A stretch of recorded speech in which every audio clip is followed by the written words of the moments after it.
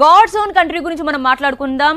అసలు ప్రస్తుతం సిచ్యువేషన్ చూస్తుంటే మాత్రం ఆ కంట్రీ, అదే ఆ గాడ్స్ ఓన్ కంట్రీని దేవుడే రక్షించాలేమో. ఎందుకంటే దేశంలో ఏ రాష్ట్రంలో లేని రిస్క్ ఆ రాష్ట్రానికే ఉంది. దేశంలో కొత్త కొత్త వైరస్లు వచ్చినా, కొత్త కొత్త రోగాలకు వచ్చినా ప్రస్తుతం అందరూ ఆ రాష్ట్రం వైపే చూస్తున్నారు. అంటే ఆ రాష్ట్రాన్ని తప్పుపట్టడం కాదు, బట్ కేరళ డేటాను గనక మీరు కూడా చూస్తే నా మాట నిజమే ఒప్పుకుంటారు. వైరస్లకు కేరళ ఇప్పుడు ప్రస్తుతం గేట్వే ఆఫ్ ఇండియాగా మారిపోయింది. ఆ రాష్ట్రం మీదే ప్రకృతి పగబట్టింది. ఇంత మాత్రాన ఆ రాష్ట్రం మీద నింద వేయట్లేదు, బట్ స్టిల్ అలాగే కనిపిస్తోంది. కేరళలోకి వైరస్లు ఎంట్రీ ఇస్తున్న తీరుతో ఈ దేశం కొత్త పాఠాలు నేర్చుకోవాలేమో అనిపిస్తోంది. ఆ పాఠాలేంటో మనం కూడా చూద్దాం.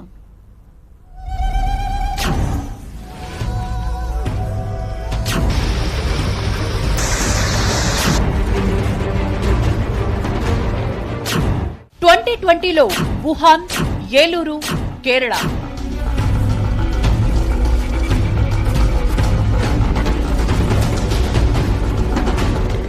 కొత్త కొత్త వ్యాధులతో దేశమంతా వణికిపోయిన ఏడాదిది. వుహాన్లో పుట్టిన కరోనా ప్రపంచంలో మరణ మృదంగం మోగిస్తోంది.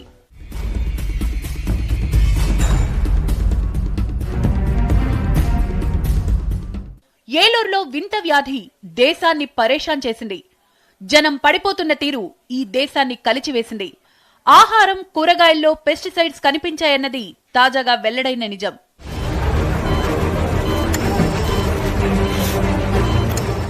ఈ రెండు ఒకెత్తు, కేరళ ఒకెత్తు. దేవభూమిగా పిలుచుకునే ఈ రాష్ట్రం వైరస్లకు గేట్వేగా మారింది.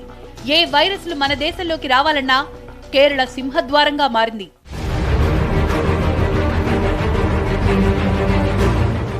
2018లో నిఫా వైరస్ కేరళలోనే తొలిసారి డిటెక్ట్ అయింది.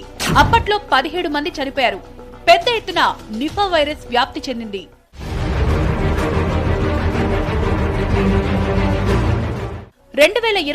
కరోనా నామ సంవత్సరంగా నిలిచిపోయింది. కరోనా విలయాన్ని ప్రపంచం మరిచిపోకుండా చేసింది. దేశంలో తొలి కరోనా కేసు కేరళలోనే నమోదైంది. దేశంలో 1,42,000 మందిని కరోనా బలి తీసుకుంది.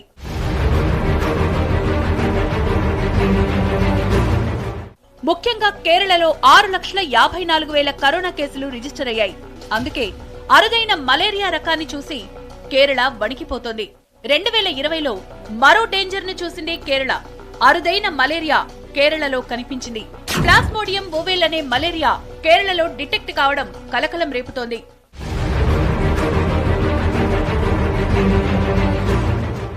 మలేరియా అంటే బ్యాక్టీరియా కాదు, వైరస్ కాదు, కానీ ప్లాస్మోడియం అనే పరాన్న జీవి నుంచి సంక్రమిస్తుంది. కేరళలో ప్లాస్మోడియం ఫాల్సిపారం, ప్లాస్మోడియం వైవాక్స్ అనే పరాన్న జీవుల ద్వారా వచ్చే మలేరియాలు సాధారణం. కానీ ప్లాస్మోడియం ఓవెల్ అనేది అరుదైన పరాన్న జీవి. ఈ అరుదైన మలేరియా రావడం కలవర పెడుతోంది. మన దేశంలో వైరస్లు, అరుదైన మలేరియాకు కేరళనే ఎందుకు కేర్ ఆఫ్ అవుతోంది? గతంలో అయితే ఎవరు భయపడేవాళ్లు కాదు, కానీ నిఫా, కరోనా తరువాత యావత్ భారతదేశం భయపడిపోతోంది. అసలు ఇలాంటి వ్యాధులకు కేరళనే ఎందుకు కేర్ ఆఫ్ అవుతోంది? అక్కడే ఎందుకు వ్యాపిస్తూ ఉన్నాయి? వీటి నుంచి భారతదేశం నేర్చుకోవాల్సిన పాఠాలేంటి చూద్దాం.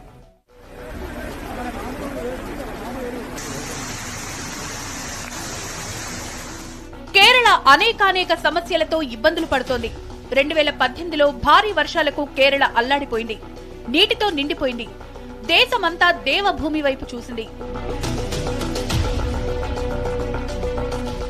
ఇలాంటి ప్రకృతి వైపరీత్యాలతో సతమతమవుతున్న కేరళపై వైరస్లు, మలేరియాలు దాడి చేస్తున్నాయి. కారణాలు ఏంటని విశ్లేషిస్తే ఒకే అంశం బయటపడుతోంది.